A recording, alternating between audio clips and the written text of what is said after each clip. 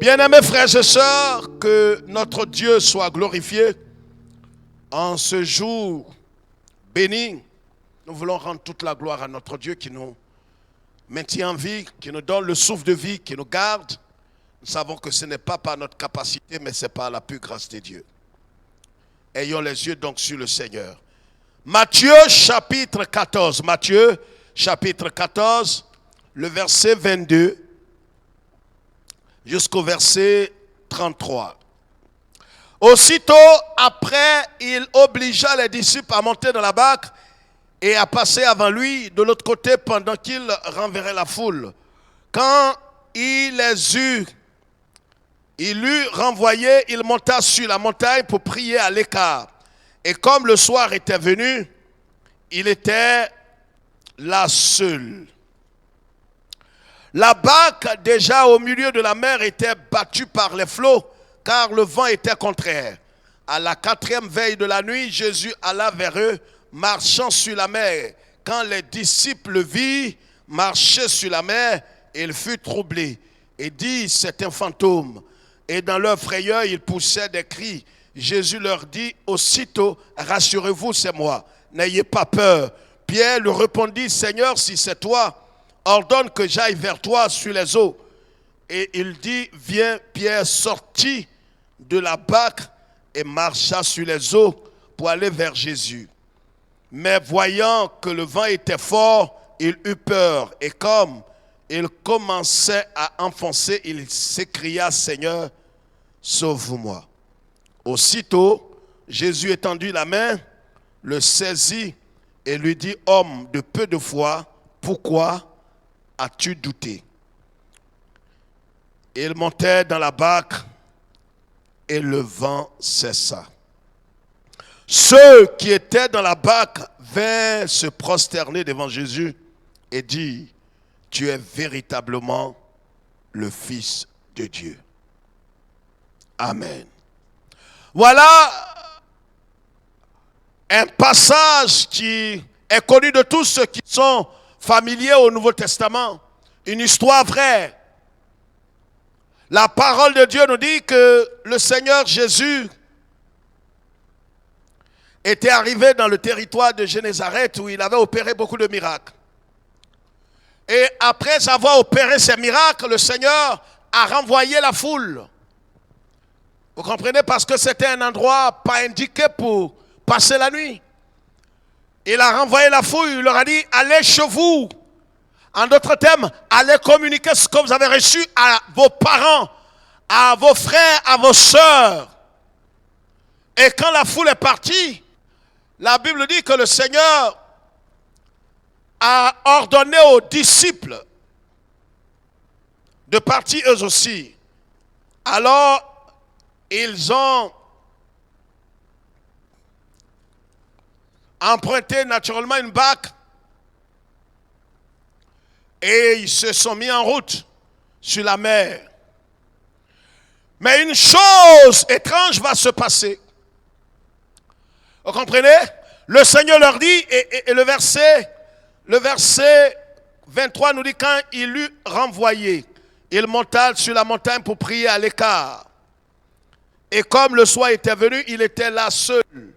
La barque, déjà au milieu de la mer, était battue par les flots, car le vent était contraire. Voyez, il a renvoyé la foule, mais ses proches serviteurs, ses disciples, il leur a dit d'emprunter la barque et de partir. Lui, Jésus, après avoir renvoyé la foule, il est allé encore sur une montagne pour aller prier. Après avoir guéri les malades, libéré les captifs, il s'est retiré pour prier, invoquer son Père. Comment c'est merveilleux de faire ce que le Seigneur, notre guide spirituel, a fait. Quand il est descendu de la montagne, la barque, verset 24 dit, était déjà au milieu de la mer. Et la barque dans laquelle étaient les apôtres était battue par les flots de la mer. Comprenez? Et pourtant, c'est le Seigneur qui leur a dit de partir. Frères et sœurs, vous tous qui êtes en contact avec nous et vous tous qui nous suivez, ce matin en direct. Le thème de notre message ce matin, c'est marche seulement. Ne doute pas. Marche seulement. Voyez, le Seigneur nous appelle à sa suite. Le Seigneur nous invite à marcher dans ses pas. Il nous demande de venir après lui. Il dit, si quelqu'un veut venir après moi, qu'il renonce à lui-même, qu'il se charge de sa croix et qu'il me suive sur le chemin étroit. Voilà ce que le Seigneur a déclaré. Donc notre responsabilité, c'est de suivre le Seigneur, c'est de marcher dans ses pas, c'est de le suivre. Il ordonne à ce que les apôtres aillent sur la mer. C'est lui qui a donné l'ordre. Vous comprenez? Et malgré l'ordre qu'il a donné, nous savons tous que le Seigneur, notre Seigneur, est le maître de la nature. La Bible dit en Jean chapitre 1 qu'au commencement était la parole. Et la parole était avec Dieu, et la parole était Dieu. Et toutes choses ont été faites par la parole. Et rien de ce qui a été fait n'a été fait sans la parole. Donc c'est lui le créateur. C'est lui le créateur. La nature reconnaît en Jésus son maître. Vous m'entendez? Malgré que le Seigneur ait envoyé les disciples sur la mer, les flots de la mer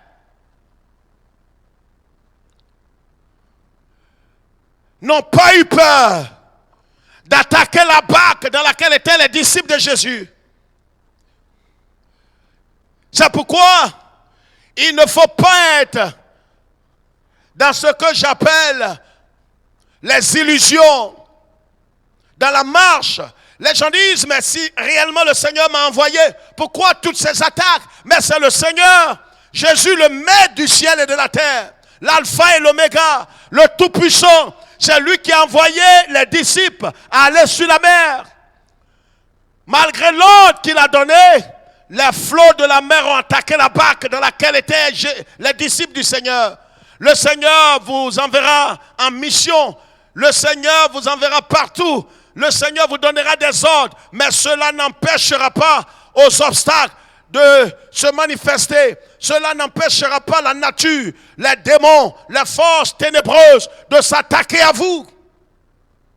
Il a ordonné aux apôtres de partir. Cela n'a pas empêché au flot de la mer d'attaquer la barque. La Bible dit au verset 24 que la barque déjà au milieu de la mer était battue par les flots car le vent était contraire. Vous comprenez? Le Seigneur nous demande de marcher. Il aura des difficultés, il aura des épreuves. Lui qui sait tout, il est omniscient. Il savait que le vent était contraire. Vous m'entendez? Mais cela, il n'a pas empêché les apôtres d'aller. Il a ordonné à ce qu'ils partent, malgré que le vent était contraire. Il leur dit, allez! Le Seigneur nous enverra partout. Quel que soit le vent contraire, tu dois marcher. Quelle que soit l'adversité, tu dois progresser. Tu dois aller de l'avant. Le vent sera toujours contraire quand le Seigneur vous ordonnera de faire une chose. Il a ordonné aux disciples d'aller. Dans cette aventure, il savait intérieurement. Le Seigneur avait, vous savez que la Bible dit que personne n'a besoin d'instruire le Seigneur. Il est omniscient, il sait toutes choses d'avance. Il savait que le vent était contraire. Il sait ce qu'il fait. C'est pourquoi, en tant que chrétien, nous devons avoir les yeux sur lui et non sur les circonstances. Le vent, dit la Bible, était contraire. Les flots ont commencé à s'attaquer à la barque. Est-ce que les apôtres, les disciples devaient rebrousser chemin pour dire, mais le Seigneur n'a pas bien vu, comment est-ce que se fait-il qu'il nous envoie et puis le vent est contraire? Il n'a pas dit qu'il sait tout. Voici comment certains raisonnent, des hommes et des femmes mal affermis, mal convertis. Et ils vont jusqu'à douter de la parole du Seigneur. Si le Seigneur t'a donné un ordre, s'il t'a ordonné de faire une chose, il aura toujours un vent contraire. Et quand il aura le vent contraire, au lieu de te plaindre, au lieu de t'agiter, il faut te focaliser sur le Seigneur qui t'a ordonné de faire cette chose. Les apôtres sont partis. Et la Bible dit qu'à la 4e veille, le Seigneur lui-même, il s'est mis à marcher sur la mer. Il a assujetti la mer. Alléluia. Pendant que les apôtres étaient dans la barque, lui, il est en train de démontrer sa souveraineté, démontrer sa toute-puissance, démontrer sa seigneurie. Notre Dieu est le Seigneur et notre Seigneur est le Dieu tout-puissant. Il a assujetti la nature. Vous comprenez? Il domine. C'est pourquoi nous disons du calme. C'est pourquoi nous disons pas d'agitation. C'est vrai que la situation peut nous échapper, mais la situation n'échappe pas au Seigneur. Ça peut échapper au serviteur, mais pas au maître. Vous m'entendez? C'est pourquoi, frères et sœurs, quelle que soit la situation dans laquelle nous nous trouvons, le maître sait que le vent sera contraire. Malgré cela, il nous a envoyé. Le Seigneur sait que ce foyer-là, il aura un vent contraire. Dans ce service, il aura un vent contraire. Il sait que dans ce travail, dans ce ministère, il aura un vent contraire. Mais il ne s'est pas empêché de t'envoyer en mission. Tu dois obéir. Et quand le vent est contraire, alors on se plaint, on dit, mais Seigneur, est-ce que réellement c'est toi qui m'as envoyé? Les apôtres ont commencé à se plaindre. Comment? Quand ils ont vu Jésus marcher, au verset 26, marcher sur la mer, ils se sont dit certainement, ils ont pensé à des esprits ténébreux. Ils ont dit certainement, voici un fantôme. Voici un esprit désincarné. Vous comprenez? Et ils ont eu peur. Or, la Bible dit que le Seigneur marchait vers eux. Alléluia. Comment le Seigneur marche vers toi et toi tu es troublé? Parce que tu n'as pas le discernement. Voyez comment le Seigneur agit. Et qui était avec lui toute la journée et qui le connaissait depuis bientôt, pratiquement près d'un an et demi ou 2 ans. Il connaît la silhouette de le maître. Mais dans la tempête, dans les épreuves, on n'arrive plus à discerner si c'est le Seigneur qui vient vers nous ou si c'est le diable. C'est dans la nuit, dans les épreuves qu'on doit discerner si c'est le Seigneur qui vient vers nous. On doit être capable de savoir que celui qui vient vers moi, c'est le Seigneur ou c'est le diable. Et ils se sont mis à crier, à balbutier. Ils avaient peur. Et pourquoi? Parce qu'ils n'avaient pas le discernement. Ils ne savaient pas si c'était le Seigneur. Et d'ailleurs, ils pensaient à un fantôme, à un esprit. Ils pensaient peut-être à un revenant. Comme certains le croient aujourd'hui, partout dans le monde, en Afrique particulièrement. On voit quelqu'un, quelque part dans les accamblures d'un cimetière, on se dit certainement que c'est un revenant. Est-ce que les revenants existent? Non.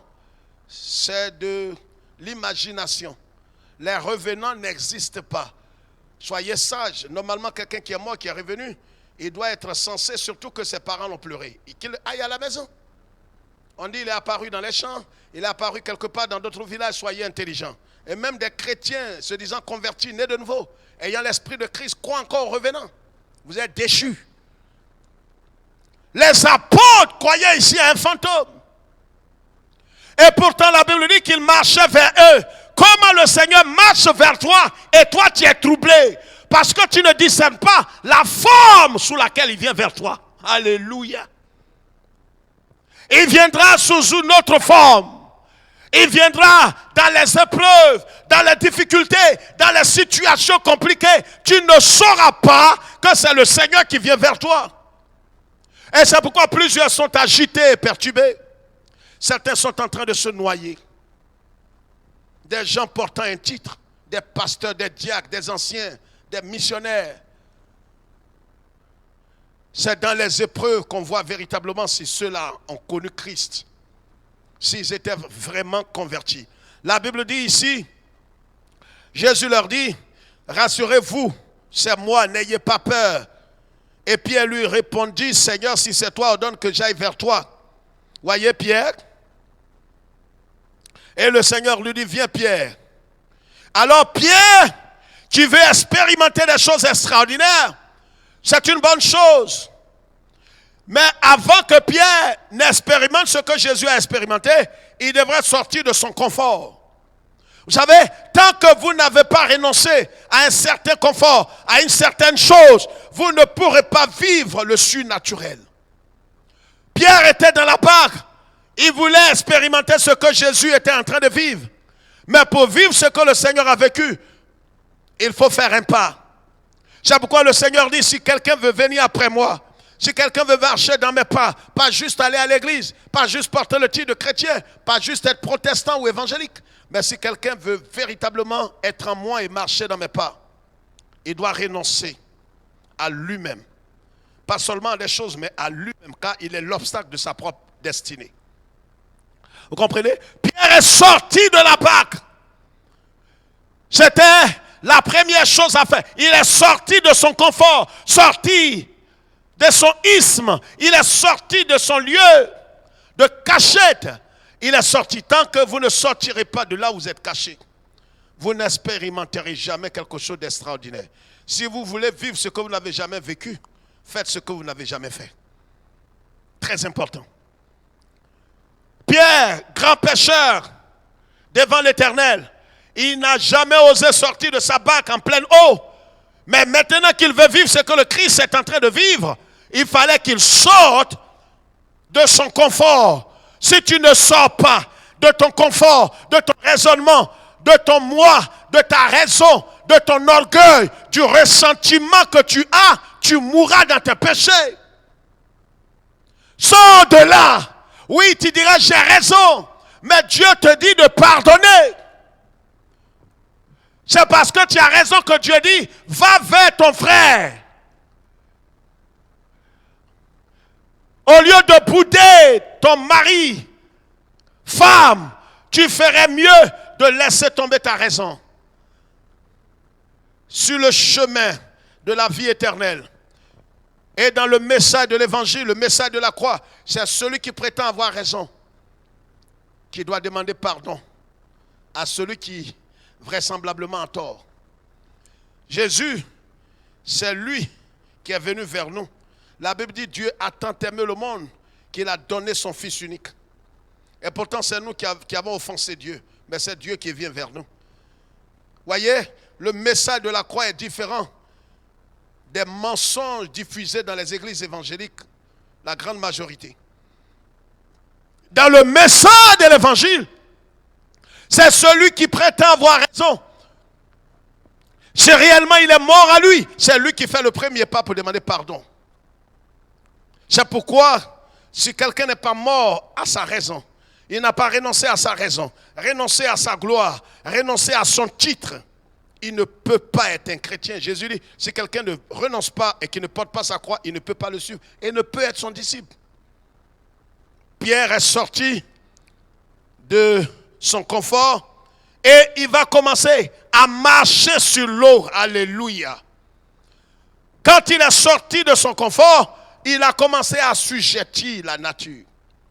Il y a des choses que Dieu va te faire vivre si tu acceptes de renoncer non seulement à toi, mais à renoncer à ton confort.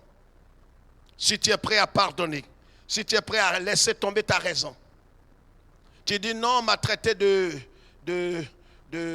d'inintelligent, de bâtard, de pute, de salope. Oui, c'est vrai, c'est grave, c'est grossier.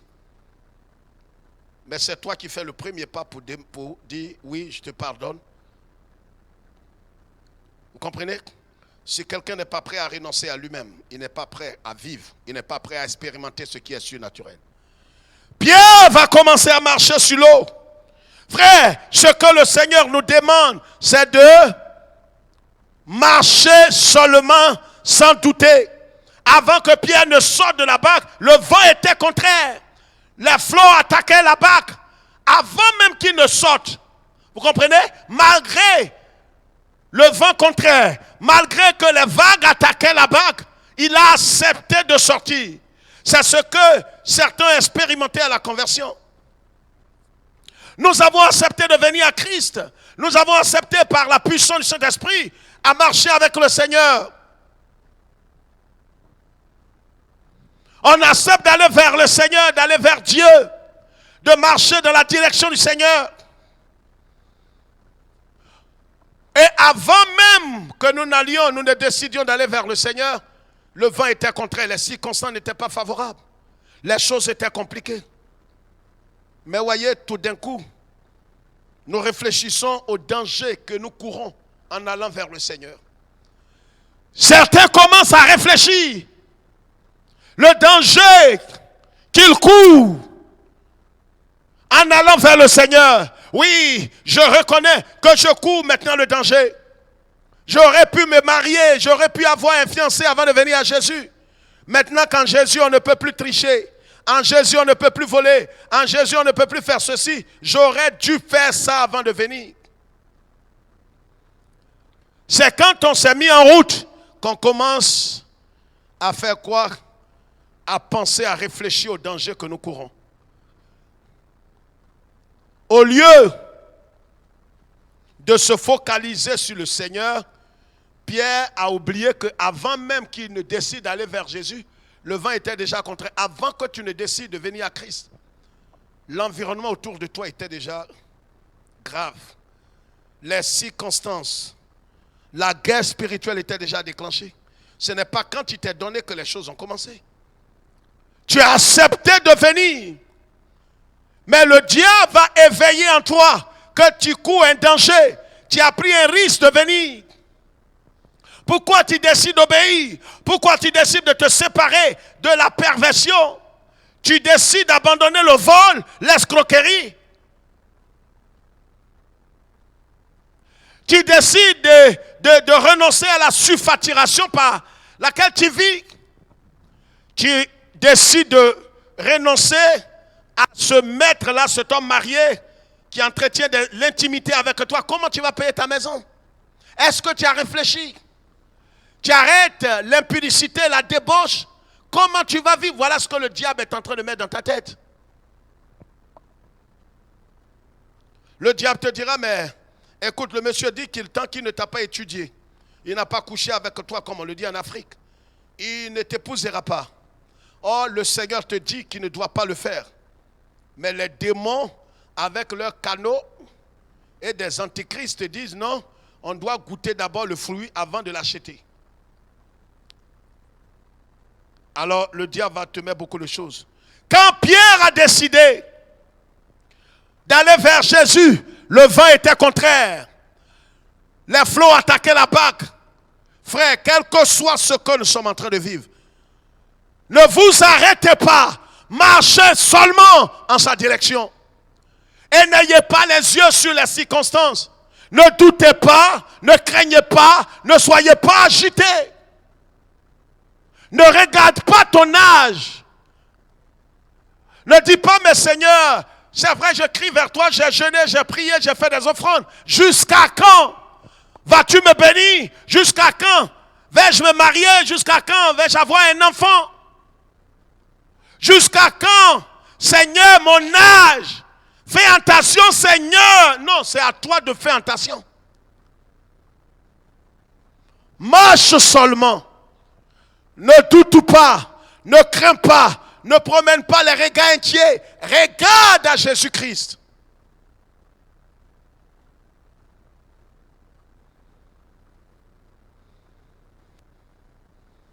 Regarde à Jésus.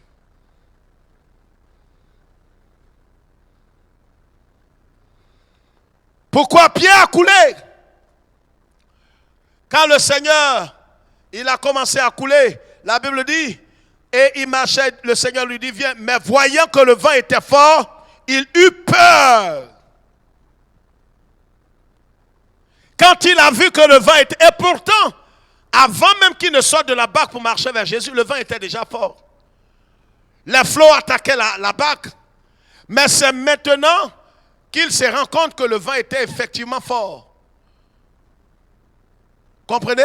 Le diable à un certain moment va ouvrir votre esprit Il va te montrer comment tu as commencé, ton visage a commencé à avoir des rides. Il va commencer à te montrer comment tu as commencé à être fané. Comment tu ne prospères pas selon l'évangile de prospérité. Que tu dois être riche par tous les moyens. Comment toi qui es une princesse, depuis bientôt 10 ans, 12 ans, 15 ans, tu t'es converti, tu as marché dans la sainteté, dans la pureté, et Dieu ne te donne pas comme récompense un mari. Le diable va commencer à te dire des choses. Et tu vas t'arrêter. Aujourd'hui, plusieurs se sont arrêtés dans la marche. C'est vrai qu'ils sont encore à l'église, mais ils n'avancent plus, ils ne progressent plus avec le Seigneur.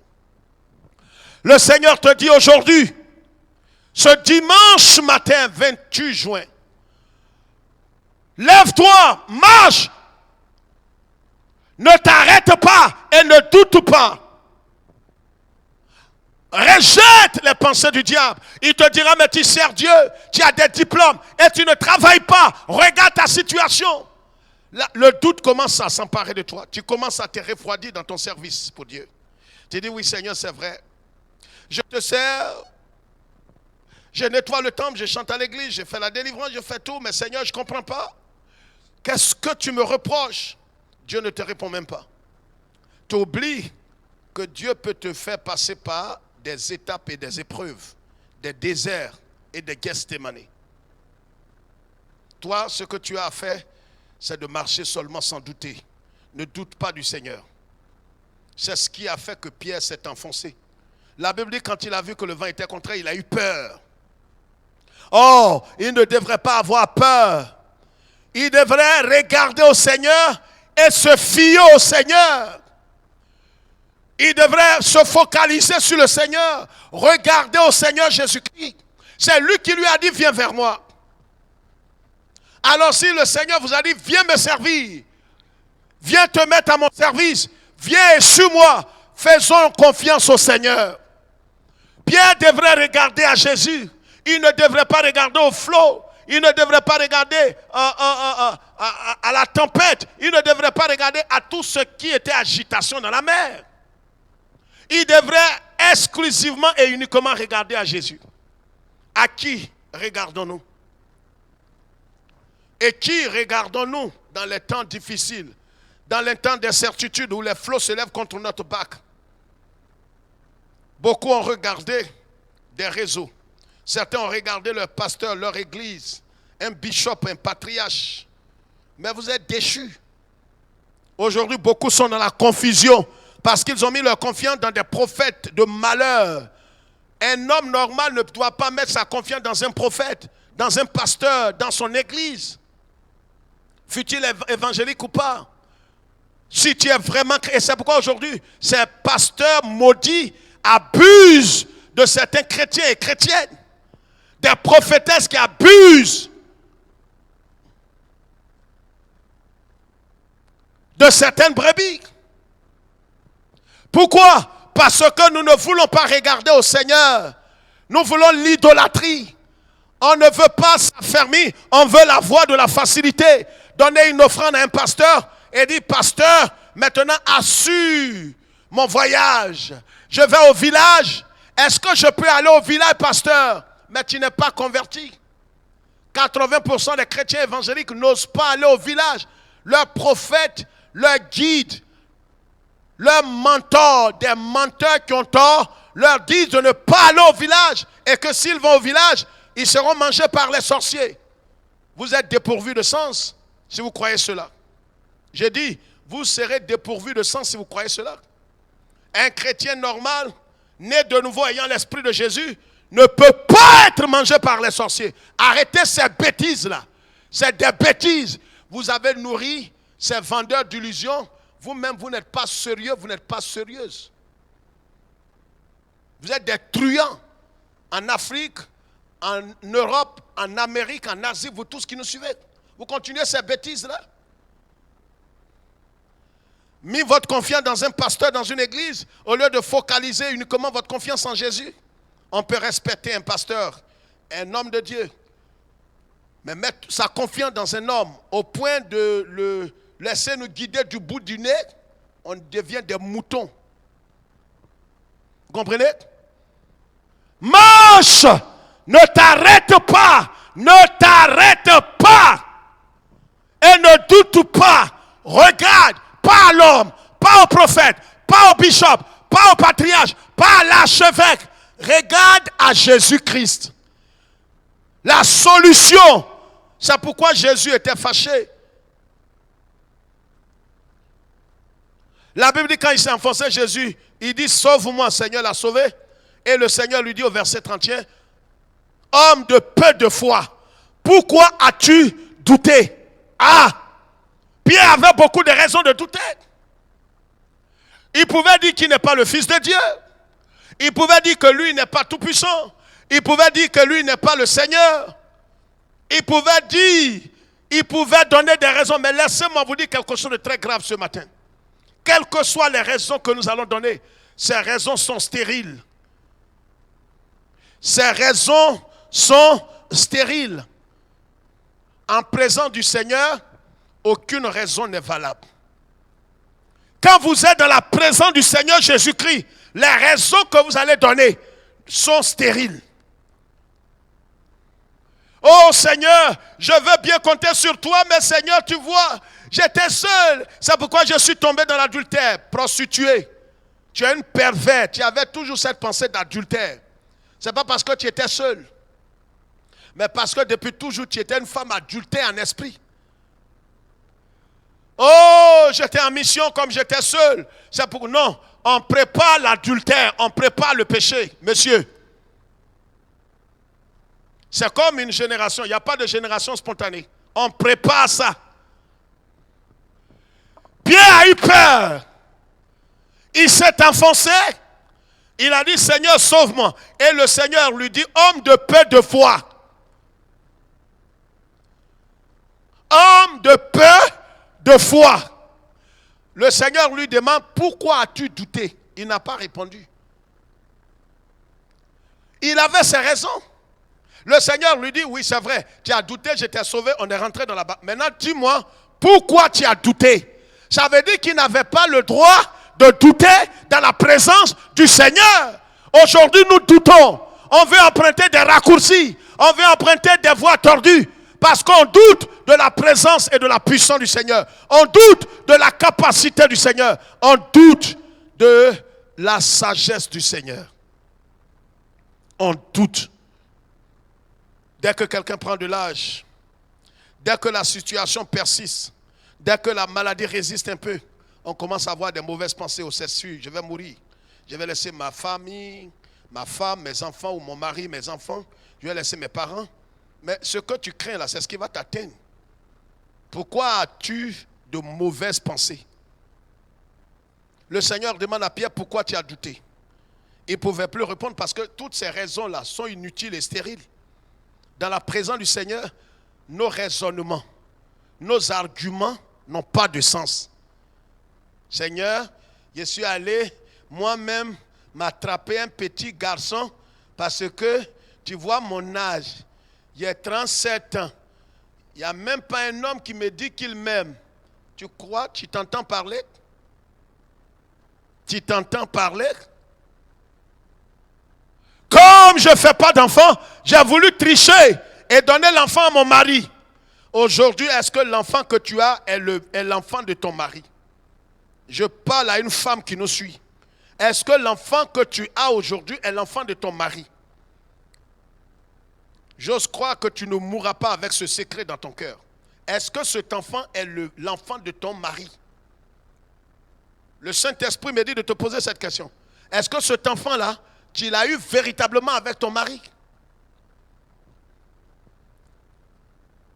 Est-ce que l'homme à qui tu as donné cet enfant est le véritable père? Tu dois faire des restitutions. C'est pourquoi le Seigneur a demandé à Pierre, pourquoi as-tu douté? Pourquoi? Pierre ne pouvait plus répondre. Bien-aimés frères et sœurs, le Seigneur ne nous condamne pas. Il nous amène à marcher dans ses pas et à ne point douter. C'est vrai, quand vous regardez la situation et les circonstances, humainement parlant, on ne peut que douter. Mais le Seigneur nous dit qu'on n'a pas raison de douter. On ne doit pas douter. Je ne sais pas quelle montagne est devant toi. Je ne sais pas qu'est-ce que tu es en train de traverser. Peut-être qu'humainement parlant, il n'y a pas d'issue. Il n'y a pas de solution. Mais tu n'as pas raison de douter du Seigneur. Tu peux douter de tes parents, de tes réseaux, de ceux qui ont décidé de t'aider, mais pas de Jésus. Si tu doutes de Jésus, tu vas t'enfoncer comme Pierre. Ressaisissons-nous, marchons seulement dans les pas du Seigneur et ne doutons pas. On ne doit pas douter, on n'a pas le droit de douter du Seigneur. Que Dieu, qui est tout puissant, qui sont les cœurs et les reins, nous aide ce matin à nous relever. Car nous en avons besoin, frères et sœurs. Car nous en avons besoin. Pierre a douté, il s'est enfoncé. Et c'est la même chose qui nous arrivera si nous doutons de la présence du Seigneur. Aujourd'hui, certains chrétiens ont peur. Peur des mystiques, peur des sociétés secrètes, peur des sorciers. Ils ne sont plus tranquilles. Mais tu n'as pas le droit de douter du Seigneur. La Bible ne dit pas que le Seigneur chemine avec toi, il est en toi. La Bible dit, 1 Corinthiens 6, que nous sommes le temple de Dieu. Et la Bible va plus loin pour dire, si quelqu'un n'a pas l'esprit de Christ, il ne lui appartient pas. Le Seigneur ne chemine pas avec nous, il est à l'intérieur de nous. Nous sommes le palais du Christ, le temple du Seigneur. Il est avec nous, il est en nous. Vous comprenez?